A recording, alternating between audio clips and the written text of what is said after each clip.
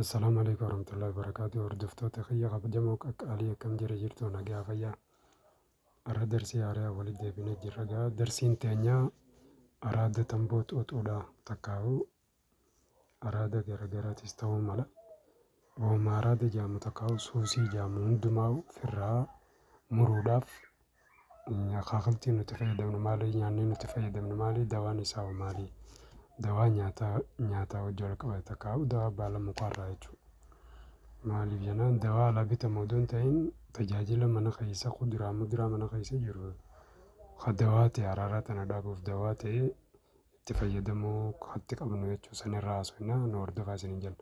Kanaaf dawaa isaa torba dhiyeessuu yaana torban san keessaa 4 ararraa haasofnaa 3 hafus darsiitti aantu irratti irraa haasofna paartii tokkoffaarraa waan jiruuf nu hordofaa isin jenna. YouTube keenya kana meeysar 9465 sirchi godhaa irraa fayyadamaa isin jenna. Tajaajila dabalataatiifis gaafii fi yaada qabdanis nuuf barreessaa nuuf dabalaa isin jenna. Let go amma karaa dawaa haraaraa takkaa'u araada maa akkam gooneef irraa dhaabnaa waan jiru dawaa isaa irratti walgeessina nu hordofaa isin jenna. Nu hordofaan afeerraa teenya. Kanaaf obboleeyyiin kiyya kabajamoo qaqqaalii dawaa afran irraa kabaran irraa tokkoffaa dura dawaan timaantima mana keessatti namni danfaan godhannu kana timaantim kana fuuteetuma juuzii goota laal timaantim kana fuutee juuzii goota haraaraa if wallaan barbaadami haraaraa feete wallaana timaantim juuzii gooteeti ganama faxara dura burcuqqoo takka furata juuzii timaantimii saa jaarrattis laaqana kan kee dura juuzii takka furata.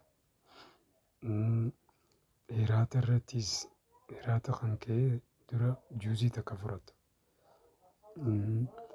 Eegaa faxara irratti timaantiin juuzii takka qaruuraa fudhattee booda itti aansee kaarot juuzii takka batabbatti isaa jechuudha. Faxara eega nyaattee booda burcuqqoo takka furata.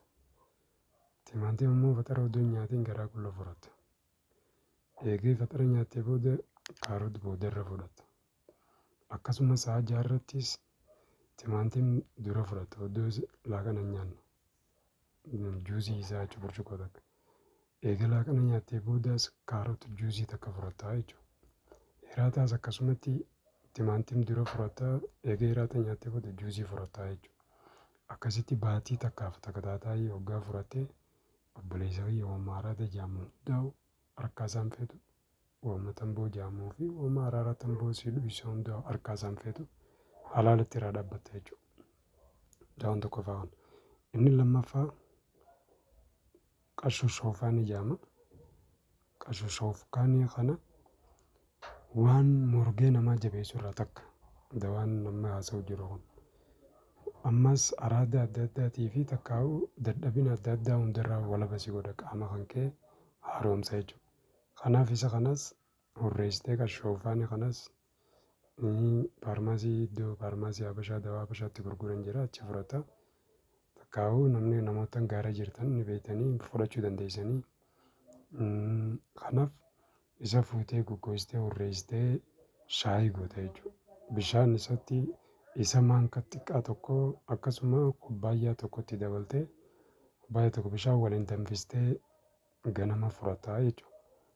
Kanaaf isaas haala kanaan fudhachaa akka shaayiitti faxara keetii irratti bakka qoonqoo nyaattu irratti keessa fayyadamaa deemtee baay'ee takka haraaraa wanni jaamu qorasan buutee dhabama taati jechuudha. Inni sadaffaa hirqisuus jaaniini hirqisuus kanas mana wallaansaa hirqisuus kanas iddoo faarmaasii Habashaa dawaa Habashaatti gurguran irraa argatanii hirqisuus kanas akka mukaatii ni fuuta. Feetu alanfattee so'akkattaan lakkuma alanfattee so'akkattuun ni mi'aawa afaanitti nashaata Ameerikaana isa kana araaraa si irraanfachiisaa jechuudha. Achumaan si irraanbisaa jechuudha. Takkaa'uu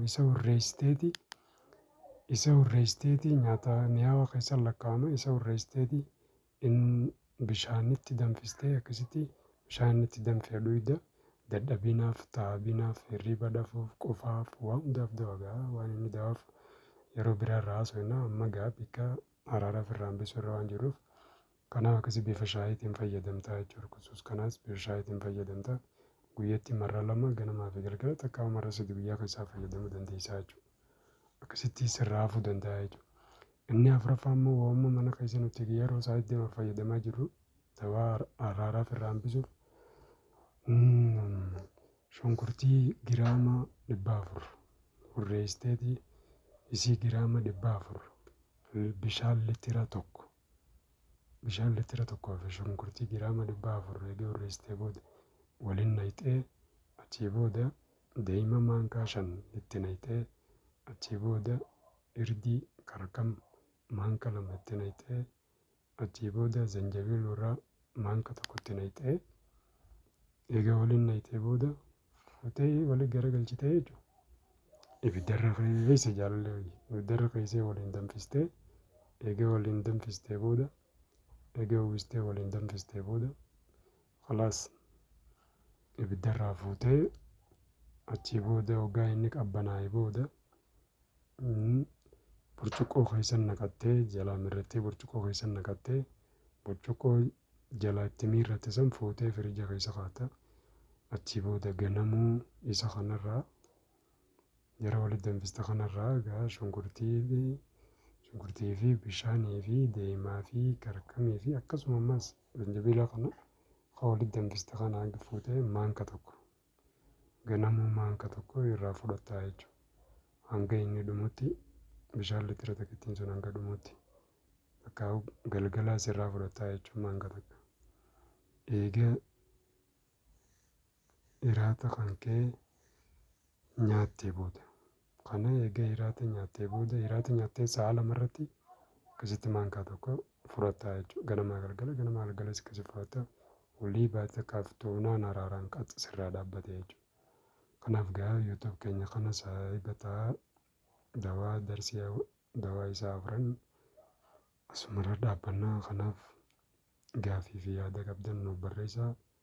Nuuf dabalaa isiniin jennaa. Galatoomaa hanga darsii lammaffaatiin walitti deebinutti nagaan nuuf turaa isiniin jaa. Assalaamu alaikum warahmatullaahi ta'aalaa wabarakaatuh. Isiniin jaaladha hordoftoota kiyya galatoomaa.